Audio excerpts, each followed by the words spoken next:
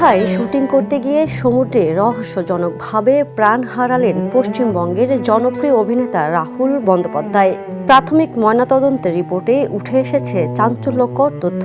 দীর্ঘ সময় পানিতে ডুবে থাকার প্রমাণ মিলেছে তার শরীরে।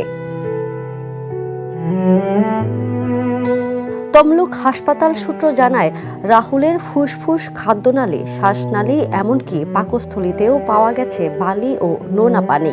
চিকিৎসকদের মতে অন্তত 1 ঘন্টার বেশি সময় তিনি পানির নিচে ছিলেন বলেই এমন অবস্থা হয়েছে।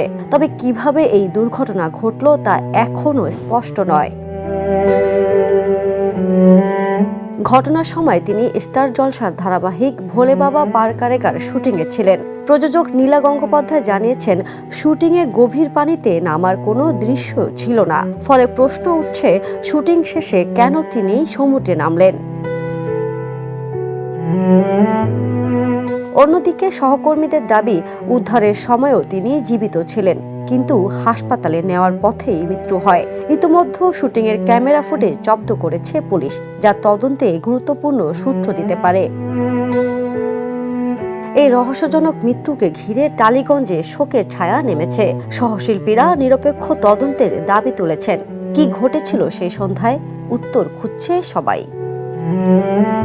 বিনোদন ডেস্ক, দ্য নিউজ।